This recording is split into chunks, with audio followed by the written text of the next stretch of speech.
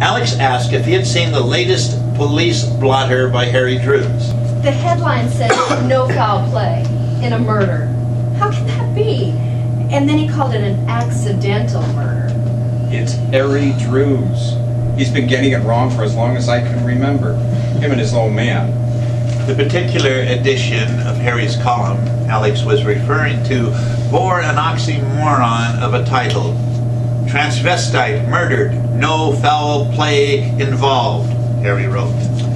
What was presumed to be the body of a drowned woman was found by hunters in East River Saturday morning.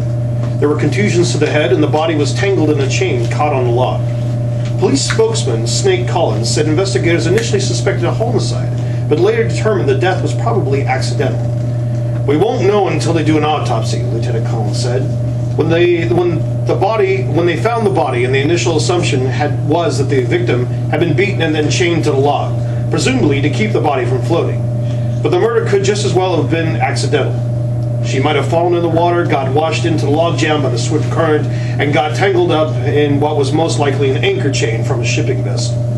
Her sleeves and pant legs were in tatters. When the medical examiner removed the victim's clothes, he was shocked to discover that the female victim had male genitalia.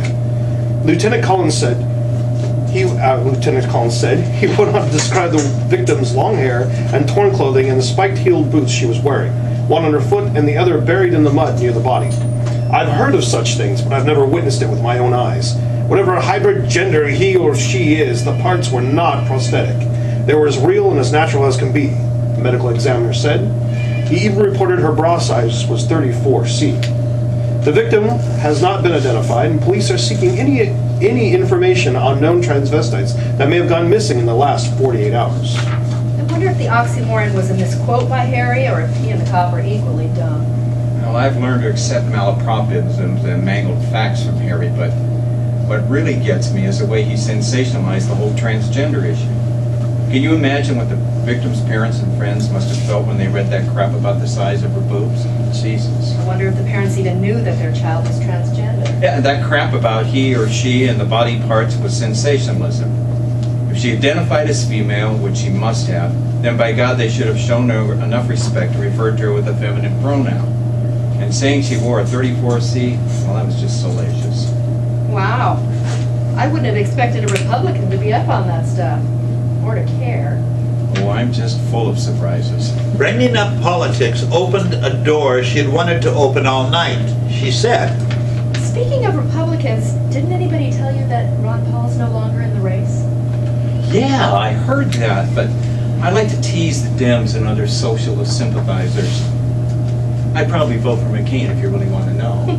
McCain and Palin, or Ron Paul and whoever. It's like comparing dog doo-doo and bird droppings.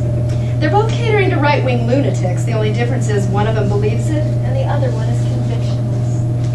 Oh, thanks to the bird and dog comparison, now I understand the difference between a Barack and Hillary.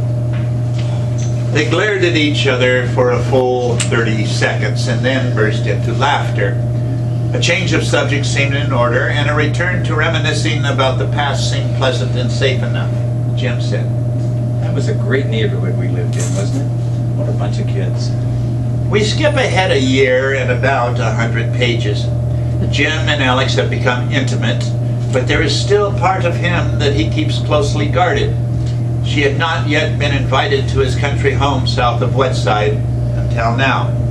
It's Christmas Eve, and they are spending the night in his country home. There's a fire going in his fireplace, and Alex is trying playfully to coax him into telling her all about his teenage sexual exploits. Tell me now, who all did you sleep with? That's none of your business. Oh, come on. You can't sully anyone's reputation 50 years after. Besides, if you don't tell me, I'll just assume you banged everyone the rumor mill said you did. And that pretty much included the class of '61. She noted a glimmer of a suppressed smile, indication that he was, after all, a little bit proud of his reputation. She said, I know about Mary Elizabeth Lushness, and... How do you know about her? I just do. Who else? Laura Cochran. I know about her too, because she told us.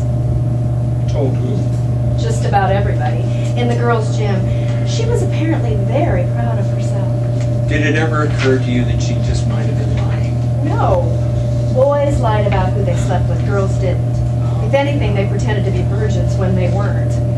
Is that what you did? No. What? We're not talking about me. We were talking about you and let's see, who was it? Laura. Did she lie about it? No way. She might have lied about everything else, but not that. What about Anna Shepherd? That's for me to know. You find out. That meant yes. She was on a roll. She wasn't about to drop it. For once, she had him backpedaling and blushing. It was usually the other way around. She said, All right, let's talk about Mary Elizabeth some more. Was she as good in bed as everybody thought she'd be? No, but I was. it was as if some malicious spirit had inhabited her. She had never been one to get off on hearing all the steamy details of his or anybody else's sex life. She had always figured who did what to whom was none of her business. But because it was Jim, and because his sexual partners would have been the kids she grew up with, many of whom she knew had pretended to be purer than they really were, she was dying to know. Their generation had not been as super casual about sex as today's youth, not in the 1950s, not even in the early 60s. It was all secretive and titillating, and very often shameful. So it was great fun now to hear that Miss Hottie Pants Mary Elizabeth was no great shakes in bed. And she had loved to hear that Jim had slept with, say, someone like Anna Shemper, who acted all prim and proper and pretended to be offended by dirty jokes.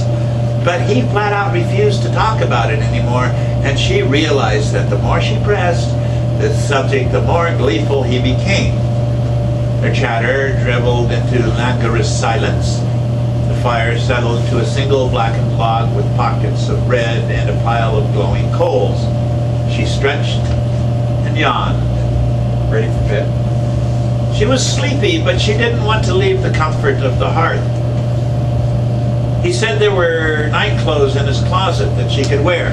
She said, I brought pajamas and a robe. I know, but take a look anyway. You might find something fun. That sounded very much like he had a surprise for her. Was he implying there was something special stashed away in his closet? Nasty boy, he must have brought sexy lingerie, wanting to play out some kind of kinky fantasy. He walked with her to the bedroom, opened the door, turned on the overhead light. It's like a woman's bedroom. The bedroom was roomy and homey. There were lace curtains on the single window and an old-fashioned four-poster bed with a flower-patterned bedspread. Against the wall stood a dressing table with a large mirror. Framed family portraits were hung on the wall, along with a few show posters that must have belonged to Uncle Brad, and a copy of the infamous photograph of the drag queens at Barney's from 1970. Without responding to her remark, he pointed out a closet with sliding doors that took up most of one wall, and he suggested she see what she could find to sleep in. He got undressed and slipped under the covers. A few minutes later, she stepped out of the closet, dangling a black lace teddy from her fingers. What's this? It's a teddy. Yes, I can see that, but there's a whole damn wardrobe of women's clothes in there. Is that what you wanted me to see? Are you trying to tell me there's another woman in your life, or a whole damn chorus line, or... Oh my God, did you go out and buy all of that for me? No, and no, and no. It's my way of broaching a rather delicate subject. He paused. He looked around as if suspecting that there was someone else lurking in the house. He said, They're mine. All mine. The women's clothes,